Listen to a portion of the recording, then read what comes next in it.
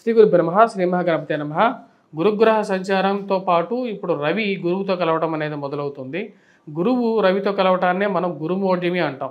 గురుమోఢ్యమిలో వచ్చేటప్పటికీ మనం ముఖ్యంగా జరగబోతున్నటువంటి గురుమోఢ్యమిలో ఈ యొక్క జూన్ నెలలో గురుమోఢ్యమి 14వ తారీఖున గురువుతో రవి కలవబోతున్నాడు. 16వ తారీఖున ఇది ముగియబోతుంది అన్నమాట. అదే ఇటువంటి పరిస్థితుల్లో వచ్చినప్పటికీ గురు బలాన్ని కోల్పోవటం వల్ల దాని యొక్క ప్రభావం అనేది మీనరాశి వారి మీద ఎలా ఉంటుంది అనేది చూద్దాం. మీనరాశి వారికి వచ్చేటప్పటికి గురువు లోహమూర్తిగా ఉన్నాడు, చతుర్థంలో సంచారం చేస్తున్నాడు. లోహమూర్తిగా ఉన్నటువంటి గురువు నిష్ఫలాన్ని ఇస్తూ ఉంటాడు. కాకపోతే ఇప్పుడు సూర్య భగవానుడు అంటే రవిగ్రహం కూడా వచ్చేటప్పటికి చతుర్థంలోకి మారటం వల్ల దాని యొక్క ప్రభావం అనేది టోటల్గా ఎటువంటి రిఫ్లెక్షన్ ఇవ్వబోతుంది అనేది చూద్దాం. రాశిలో ఉండేటువంటి వారికి వచ్చినప్పటికీ వృత్తిపరంగా వ్యాపారపరంగా ఉన్నటువంటి స్థితిలో సానుకూలమైనటువంటి ఫలితాలు గోచరిస్తూ ఉన్నాయి. సూర్యుడితో పాటు శుక్రుడు యోగకారకమైనటువంటి స్థితిలో ఉన్నాడు. తృతీయంలో సంచారం చేస్తున్నటువంటి శుక్రుడు ధన సంబంధితమైనటువంటి వ్యవహారాల్లో సానుకూలమైనటువంటి ఫలితాలు ఇస్తాడు. ఇక రాశిలో ఉండేటువంటి వారికి వచ్చినప్పటికీ బుధుడు కూడా యోగకారకమైనటువంటి స్థితిలో ఉన్నాడు. వాటి ద్వారా వచ్చేటప్పటికి సమయానుకూలంగా రావాల్సినటువంటి డబ్బు సరైనటువంటి సమయానికి రావటం, కాకపోతే ఆ వచ్చినటువంటి డబ్బు కట్టాల్సినటువంటి చోట కట్టాల్సినటువంటి పరిస్థితి అనేది గోచరిస్తూ ఉన్నది. కానీ కొన్ని విషయాల్లో ఈ రాశి వారికి కొంచెం రిలీఫ్ అనేది కూడా ఇక రాబోతున్నటువంటి జూన్ 14 నుండి జూలై 15 తారీఖు వరకు కూడా ఒక మంచి సానుకూలమైనటువంటి ఫలితాలు పొందగలుగుతారు. ముఖ్యంగా చెప్పాలంటే కుజుడు యోగకారకమైనటువంటి స్థితిలో ఉన్నాడు. షష్టమంలో సంచారం చేస్తున్నటువంటి కుజుడు యోగకారకుడు. తద్వారా వచ్చినప్పటికీ కోర్టు వ్యవహార సంబంధితమైన విషయాల్లోనూ మధ్యవర్తి పంచాయతీల విషయాల్లోనూ సానుకూలంగా ఉంటుంది. కోర్టు వ్యవహారాల్లో ముఖ్యంగా వచ్చేటప్పటికీ ఈ వైవాహిక జీవితంలో నలిగిపోతూ ఎటువంటి సొల్యూషన్ లేకుండా ఎప్పుడు ఈ యొక్క కోర్టు వ్యవహారాల్లో మనకు ఒక రిలీఫ్ వస్తుందని చెప్పి ఎదురు చూసేటువంటి వారికి ఒక సానుకూలంగా ఉంటుంది. పునర్వివాహ ప్రయత్నాలు ఆరంభించడానికి కూడా ఇది ఒక సానుకూలమైనటువంటి ఫలితాలు ఇవ్వగలుగుతుంది. అదేవిధంగా మధ్యవర్తి పంచాయతీల విషయంలో సానుకూలమైనటువంటి ఫలితాలు పొందగలుగుతారు. మధ్యవర్తి పంచాయతీల్లో ఒక అడుగు ముందుకు పడుతుంది. లేకపోతే భూ సంబంధితమైనటువంటి లావాదేవీలు ఏవైతే లిటిగేషన్లో ఉన్నటువంటి భూములు విషయాల్లో ఒక మంచి నిర్ణయం తీసుకోవాలనుకుంటారో ఆ తీసుకోవాల్సినటువంటి నిర్ణయాల విషయంలో ఒక పాజిటివ్ రిజల్ట్స్ విధంగా ఒక పాజిటివ్ మూమెంట్ విధంగా ముందుకు వెళ్తారు. ఆ భూమిని ఎవరు అనుభవించకుండా దాన్ని అలా వదిలేయడం కన్నా దానికి ఏదన్నా ఒక నిర్ణయం తీసుకోవాలని చెప్పి నిర్ణయించుకుంటారు. ఈ రాశిలో ఉండేటువంటి వారికి భూమి కొనాలని చెప్పి నిర్ణయించుకుంటారు. దానికి తగిన విధంగానే కొన్ని నిర్ణయాలు తీసుకోవడం జరుగుతుంటుంది. వీటితో పాటు ఈ రాశిలో ఉండేటువంటి వారికి ముఖ్యంగా విద్యార్థులు విద్యా సంస్థల్లో పనిచేస్తున్నటువంటి వారికి మ్యాథమెటిక్స్ యాప్టిట్యూడ్ రీజనింగ్లోనే బాగా పనిచేస్తారు. ఎవరైతే బిల్డింగ్ కన్స్ట్రక్షన్ రంగంలో ఉన్నారో వారికి మీడియేషన్ చేస్తున్నటువంటి బ్రోకర్లకి సానుకూలమైనటువంటి ఫలితాలు అనేది పొందగలుగుతారు.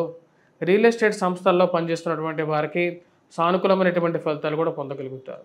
ఈ రాశిలో ఉండేటువంటి వారికి అనుకూలమైనటువంటి స్థానంలో ఉన్నటువంటి కుజుడు, యోగకారకమైనటువంటి స్థానంలో ఉన్నటువంటి శుక్రుడు అనుకూలమైనటువంటి ఫలితాలు ఇస్తున్నారు. కాకపోతే ఈ రాశిలో ఉండేటువంటి వారికి మానసిక వ్యధ అనేది కొంచెం ఎక్కువగానే ఉంటుంది. దానికి జన్మరాశిలో సంచారం చేస్తున్నటువంటి శని ఇటువంటి ఫలితాన్ని ఇవ్వగలుగుతాడు. మానసికమైనటువంటి వ్యధ బాధ అనేది కలుగుతూ ఉంటుంది. అంతా సానుకూలంగా ఉన్నా సరే మనసు దుఃఖిస్తూ ఉంటుంది. ఉద్యోగపరంగా వెంటాడేవాళ్ళు వేధించేవాళ్ళు ఎక్కువ అవుతారు. మీకు వస్తున్నటువంటి మీ యొక్క పని పద్ధతి తెలిసినటువంటి వారు మిమ్మల్ని వేధించడమే ఒక ముఖ్యంగా పెట్టుకునేటువంటి వారు ఎక్కువగా ఉంటారు. మీరు చేస్తున్నటువంటి పనిని వారికి నచ్చినా సరే నచ్చనట్టుగా బిహేవ్ చేస్తూ మీ మీద అపవాదులు వేస్తూ మిమ్మల్ని టార్గెట్ చేసేటువంటి వారు ఎక్కువ అవుతారు. ఇలాంటి వారితోనే మనం పనిచేస్తుంది. వీటిలో పనిచేయడం కన్నా వేరే చోట ఎక్కడ ఉద్యోగం వెతుక్కుంటే కొంచెం సానుకూలంగా ఉంటుంది అనేటువంటి ఒక ఆలోచనలకు రాగలుగుతారు. ఉద్యోగపరంగా వ్యాపారపరంగా ఒక మంచి సానుకూలమైనటువంటి ప్రదేశంలోనే ఉద్యోగం చేస్తే మంచిది. ఇలాంటి ఒక స్థితిలో మనం ఉద్యోగం చేయకూడదు అని చెప్పి ఒక ఆలోచనలు కూడా వచ్చేటువంటి పరిస్థితి గోచరిస్తూ ఉన్నది. ఏమైనప్పటికీ కూడా ఉన్నతాధికారులు కొంతమందికి నచ్చకపోయినప్పటికీ కూడా కొంతమంది మీరంటే ఇష్టపడేటువంటి వారు మిమ్మల్ని ఎలాగైనా సరే వారితోనే ఉంచుకోవాలి అనేటువంటి వారు తయారవుతారు. వారికి మీరు మీకు సరైనటువంటి సహకారం ఇవ్వగలుగుతారు అనేటువంటి ఒక నమ్మకం పొందగలుగుతారు. ఈ రాశిలో ఉండేటువంటి వారికి ఉద్యోగపరంగా, వ్యాపారపరంగా సానుకూలమైనటువంటి నిర్ణయాలు, సానుకూలమైనటువంటి స్థితి గోచరిస్తూ ఉన్నది. వ్యాపారంలో ఒక అడుగు ముందుకు పడుతుంది. ఎందుకంటే ఇక్కడ కుజుడు యోగకారకమైనటువంటి దృష్టి యోగాన్ని ఇవ్వగలుగుతుంది. రాజకీయంగా ఎదగడానికి చేసేటువంటి ప్రయత్నాల్లో శత్రువులు ఎంతమంది ఉన్నా సరే ఆ శత్రువుల్ని ఛేదించి చివరికి మీకు రావాల్సినటువంటి రాజకీయమైనటువంటి ప్రాబల్యాన్ని మీరు పొందగలుగుతారు. రాశిలో ఉండేటువంటి వారికి సానుకూలమైనటువంటి గ్రహస్థితి గోచరిస్తున్నది. కుజుడు యోగకారకుడు, శుక్రుడు యోగకారకమైనటువంటి స్థితిలో ఉన్నాడు. ఇది అనుకూలమైనటువంటి ఫలితాన్ని ఇవ్వగలుగుతుంది. వీటితో పాటు రాహువు కలిసి రావటం వల్ల ఈ రాశి వారికి కొంచెం అనుకూలమైనటువంటి ఫలితాలు అనేవి గోచరిస్తూ ఉన్నాయి. ఖర్చు ఏ విధంగానో ఖర్చు పెడుతూనే ఉన్నాం. ఆ ఖర్చు అనేది కుటుంబానికి ఖర్చు పెడుతున్నామా లేకపోతే దుబారా ఖర్చు చేస్తున్నామా అనేటువంటి ఒక ఆలోచన కలుగుతుంది. కుటుంబంలో అందరినీ కలుపుకొని ముందుకు వెళ్ళాలి అని చెప్పి భావిస్తారు. దానికి తగిన విధంగానే కొన్ని ప్రయత్నాలు ఆరంభించడం మొదలు పెడతారు. ఈ రాశిలో ఉండేటువంటి వారు వృత్తిపరంగా, వ్యాపారపరంగా ఉన్నటువంటి కొన్ని కష్టాల్ని, నష్టాల్ని అంచనా వేసుకొని ముందుకు వెళ్ళాలని చెప్పి భావిస్తారు. ఆ ఉన్నటువంటి కష్టాలు ఏవైతే ఉన్నాయో వాటిని ఎలా నెగ్గుకు రావాలని చెప్పి ఆలోచనకి ఎక్కువగా లోనవుతూ ఉంటారు. కొన్నిసార్లు ధైర్యమే వారు చేజారిపోతుందా అనేటువంటి ఆలోచన కొన్నిసార్లు భయం కలిగించే విధంగా ఉంటుంది. వీటన్నిటికీ గల కారణం జన్మరాశిలో సంచారం చేస్తున్నటువంటి శని జన్మరాశిలో సంచారం చేస్తున్నప్పుడు తృతీయ దృష్టి అదేవిధంగా రాజస్థానాన్ని చూస్తూ ఉంటాడు.